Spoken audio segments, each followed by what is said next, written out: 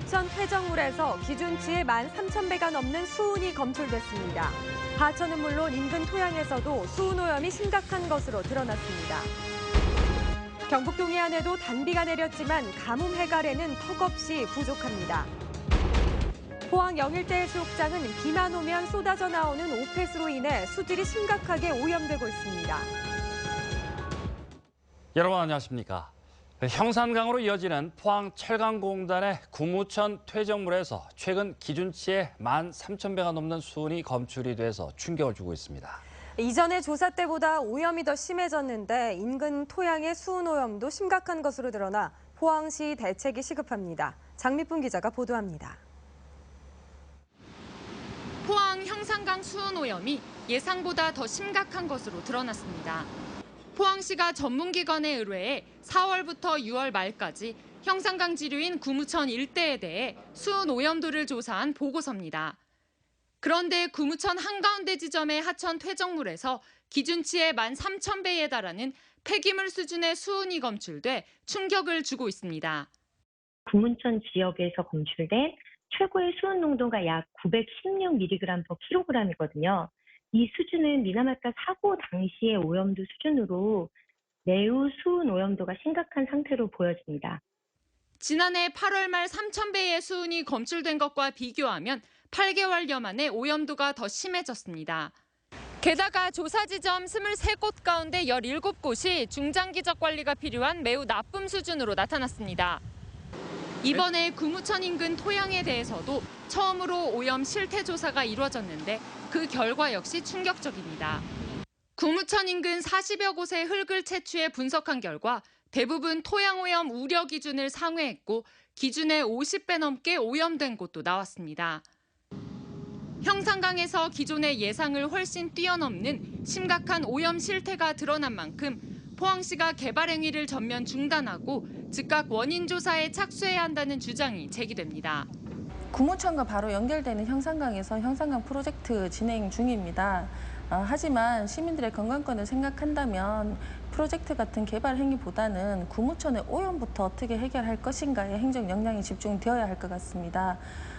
포항시의 확실한 대책 마련이 늦어지는 사이 형산강 수은 오염 문제는 역대 최악의 환경오염 사태로까지 번지는 양상입니다. MBC 뉴스 장미쁨입니다.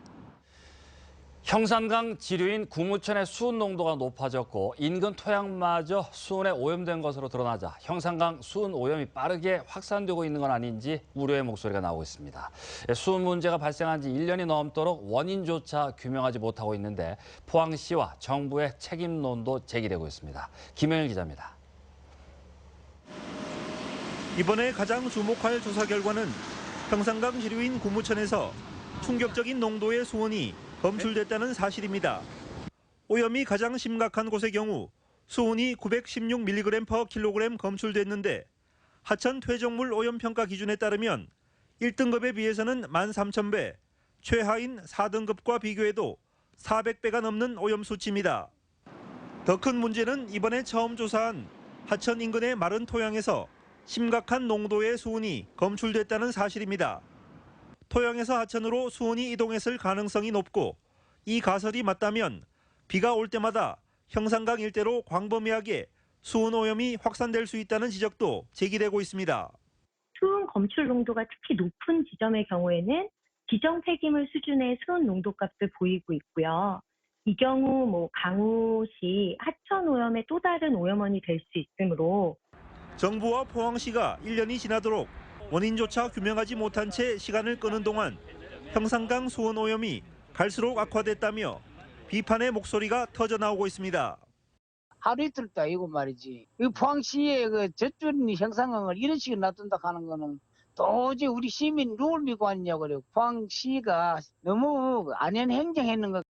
언론과 시의회의 질타가 잇따르면서 포항시는 다음 달부터 오염 물질의 형산강 차단과 수은 안정화 조치를 취하고 정부 차원의 근본적인 대책도 촉구하겠다고 밝혔습니다. 우선 시급한 과제는 구무천에서 유입되는 하수를 전량 하수회장을 보내서 오염원을 차단하겠습니다. 이에 따라서 퇴적물이 유동을 없애기 위해서 안정화 조치도 병행해 나가겠습니다. 형산강 수은 오염이 갈수록 악화되는 가운데 지금껏 늑장 대처해온 포항시의 새로운 대책들이 과연 효과를 거둘지 관심을 모으고 있습니다. MBC 뉴스 김혁일입니다. 지난해 9.12 경주 지진 이후 한반도의 지진 활동이 증가한 것으로 나타났습니다. 기상청은 올해 상반기에 발생한 규모 2.0 이상의 지진은 90회로 예년 평균치 26회에 3.5배에 달한다고 밝혔습니다. 90회 지진 가운데 경주 지진의 여진은 23회이며 나머지 67회는 다른 지역에서 발생한 만큼 한반도 전역에서 지진 발생이 증가했다는 게 기상청의 분석입니다. 또 올 상반기 규모 3.0 이상의 지진은 평균 5.8회보다 많은 8번이 발생했고 사람이 느낄 수 있는 지진은 평균 5.4회 4배인 22회나 일어났습니다. 장맛비 구경이 힘들었던 경북 동해안에도 모처럼 비가 내렸습니다. 이틀간 60mm가 내린 곳도 있지만 지역별로 고르지 않은 데다 지금까지 워낙 가물었던 탓에 해갈에는 턱없이 부족합니다. 김기영 기자가 취재했습니다.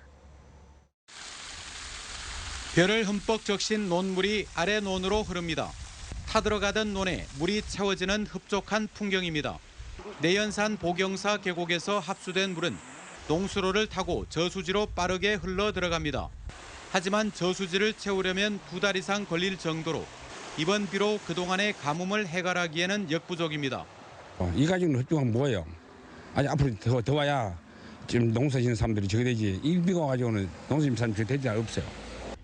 포항에서 규모가 가장 큰 용현 저수지에도 물이 채워집니다. 볼을 넘는 물소리가 제법 우렁차고 황토빛 물살에 힘이 실렸습니다. 지난 주말 저수율이 22%까지 떨어져 비상 상황에 직면했는데 가까스로 고비를 넘겼습니다. 포항에서 가장 큰 용현 저수지의 경우 1% 정도 저수율이 올라갔습니다. 그래서 앞으로 열흘 정도 가뭄에 견딜 수 있는 여유가 생겼습니다. 이틀 동안 포항 지역의 강우량은 흥해읍과 신광면 등 북부 지역은 60mm가 넘었지만 남구 지역은 20mm 선에 그쳐 밭작물도 해갈하지 못했습니다. 북부 지역의 경우에는 40mm 정도 이상 와서 큰 해갈에 도움이 되고 있습니다. 하지만 남구 지역은 20mm 내로 와갖고 비가 아직 많이 부족해서 열흘 정도 여유에 불과했던 포항 지역 저수지 사정이 이번 비로 일주일가량 임계치를 연장했고 폭염의 기세도 한풀 꺾였습니다. 하지만 최소한의 해갈에는 지역별 편차 없이 골고루 100mm 이상 비가 내려야 하는데 언제 올지 모를 태풍이 간절한 상황입니다. MBC 뉴스 김기영입니다. 경주시의회는 오늘부터 나흘간의 일정으로 임시회를 엽니다. 이번 회기에서는 동해남북권 해오름동맹 상생협의회 운영규약 동의안과 경주시 가로수 및 도시림 조성관리 조례안, 건축물 관리자의 제설 및 재빙 책임에 관한 조례 개정안 등을 상임위원회별로 심사해 최종 의결할 예정입니다. 포항 영일대 해수욕장은 비만 오면 쏟아져 나오는 오폐수로 인해 수질이 심각하게 오염되고 있는데요. 심한 악취와 함께 시커멓게 변한 바닷물은 관광객들의 발길을 돌리게 하고 있습니다. 박성환 기자가 보도합니다. 포항 영일대 해수욕장 바다로 시커먼 오폐수가 콸콸 쏟아집니다. 정체를 알 수 없는 거품과 찌꺼기가 둥둥 떠다니고 있습니다. 파도로 밀려온 찌꺼기는 백사장을 따라 거대한 띠를 만듭니다. 비만 오면 어김없이 발생하는 생활 하수로 인해 백사장과 바다가 심하게 오염되고 있습니다. 모처럼 휴가를 내고 동해안을 찾은 비서객들은 실망감과 불쾌감을 드러냅니다. 물에서 냄새도 많이 나고 물이 너무 까매서 들어가기도 꺼려지고 싫어지려고 하네요. 시커먼 바다를 보고 놀란 관광객들은 행여 피부병이라도 걸릴까 발조차 담그지 못합니다. 물이 너무 더러워서 날도 더워서 발을 담그고 싶은데 발 담그기가 좀 싫어지네요. 포항 영일대 해수욕장 인근에서 오수를 배출하는 우수관은 모두 4곳. 비만 오면 빗물에 섞인 하수의 양을 감당하지 못해 우수관으로 오수가 쏟아지는 겁니다. 인근 주민들은 매년 반복되는데 시가 이를 적극적으로 해결하려는 의지가 없다고 지적하고 있습니다. 이에 포항시는 예산탓만 하며 별다른 대책을 내놓지 못하고 있습니다. 해결책을 해야 되는데 참 아직까지 오수 분리 사업이 예산이 다 늘어오다 보니 그 위에 아직 다 안 돼 있는데 장미원과 불빛축제 등 관광 유치에만 몰두한 사이 정작 소중한 관광 자원은 잃어가고 있습니다. MBC 뉴스 박상환입니다. 포항시는 제14회 포항국제불빛축제 기간 동안 행사장 주변 3개 구간 2.9km의 교통을 통제합니다. 전해제가 열리는 내일부터 3일간 오후 5시부터 오후 10시까지 구호광장과 두호동 주민센터 간 1.4km 도로가 통제됩니다. 또 메인 행사를 위해 29일 오후 5시부터 자정까지 문예회관 뒤 삼거리에서 형산교차로 구간과 희망대로 구간 1.5km도 전면 통제되고 이면도로 차량 진입도 제한됩니다. 포항시는 교통봉사단체와 경찰, 공무원 등 600여 명을 배치하고 학교 등 20개소에 만여 대 임시주차장을 마련하는 한편 모바일 앱으로 임시주차장과 교통 상황을 실시간 안내합니다. 포항 스틸아트 공방이 운영 7개월 만에 포항 특산물을 예술적으로 디자인한 상품을 불빛 축제 기간에 맞춰 출시했습니다. 상품은 디자인별로 모두 6종이며 과메기, 돌문어, 포항 초가 티스푼으로 개복치는 목걸이와 브로치, 열쇠고리 등으로 만들었는데 은제품은 순은도 92.5%로 가격은 개당 49,000원에 판매합니다. 포항 스틸아트 공방은 포항시립미술관이 지난해 동빛내양 옛 철공소 거리에 문을 열어 금은동 등 스틸 재료로 생활소품과 액세서리를 시민들이 직접 만들면서 일상의 예술화를 시도하고 있습니다. 경주 보문 관광단지에 설치된 느린 우체통 우편물이 크게 증가하고 있습니다. 경주 보문단지 호반광장에 설치된 느린 우체통 우편물은 지난 2015년 6월 600여 통에서 지난해 6월 1,500여 통, 그리고 올 6월에는 무려 8,400여 통으로 급증했습니다. 경북관광공사는 지난 2015년부터 느린 우체통을 설치해 해마다 6월 말과 12월 말 2차례 발송하는데 지금까지 발송 우편물이 16,900여 통에 이르고 있습니다. 한국로봇융합연구원은 대구 디지털산업진흥원과 로봇융합산업 육성과 상호 교류 활성화를 위한 업무 협약을 체결했다고 밝혔습니다. 양 기관은 로봇융합산업기술개발 협력과 신규 국책사업 공동추진, 장비 공동 활용 등에 합의했습니다. 이번 협약을 통해 대구 디지털산업진흥원의 IT, CT 분야 콘텐츠 개발 역량과 한국로봇융합연구원의 하드웨어 연계를 통한 신콘텐츠 산업 육성이 가능할 것으로 기대되고 있습니다. 동국대학교 경주 캠퍼스가 미래창조과학부 등이 주관하는 연구실 안전환경 개선 지원 사업 대상에 2년 연속으로 선정됐습니다. 연구실 안전환경 개선 지원 사업은 과학기술 분야 대학과 연구기관 등의 실험실 안전보호 장비 예산 등을 지원하는 것으로 신청기관 평가를 거쳐 선정됩니다. 동국대 경주 캠퍼스는 지난해 사업 대상자로 선정돼 2,900만 원의 예산을 지원받은 데 이어 이번에 2년 연속 선정돼 4,700만 원의 예산을 지원받게 됐습니다. 경북 동해안은 흐리고 장맛비가 내렸으나 지역별로 강우량 차이가 컸습니다. 오늘 내린 비는 영덕이 50.5mm로 가장 많고 포항 15.7, 경주 12.5, 울진이 4.5mm를 기록했으나 소나기성 비라 지역에 따라 큰 차이를 보였습니다. 비가 내리면서 오늘 낮 최고 기온은 24도에서 26도 분포로 더위가 주춤해졌습니다. 포항기상대는 내일 새벽까지 5에서 40mm의 비가 온 뒤 점차 개겠고 내일 낮 최고 기온은 26도에서 28도 분포로 오늘보다 2도가량 오를 것으로 전망했습니다. 설린대학교는 포항시로부터 글로벌 인재 양성을 위한 초등학생 영어 캠프를 위탁받아 일기 입소식을 가졌다고 밝혔습니다. 이번 영어 캠프는 영어 교육 지원 강화와 학부모 사교육비 부담 경감을 위한 포항시 초등교육 정책 사업의 일환으로 다음 달 11일까지 3주간 실시되며 300여 명의 입소생들은 합숙 기간 동안 원어민과 함께하는 다양한 영어 교육 프로그램을 이수하게 됩니다. 한편 설린대학교는 포항시로부터 7년 연속 초등학생 영어 캠프를 위탁 운영하고 있습니다. 국립경주박물관이 여름방학 동안 초등학생들을 대상으로 한 1박 2일 프로그램이 인기를 끌고 있습니다. 국립경주박물관은 초등학교 4학년에서 6학년 어린이 60명을 대상으로 1박 2일간 박물관 프로그램을 운영하기로 하고 오늘 신청을 받았는데 오전에 모두 마감됐습니다.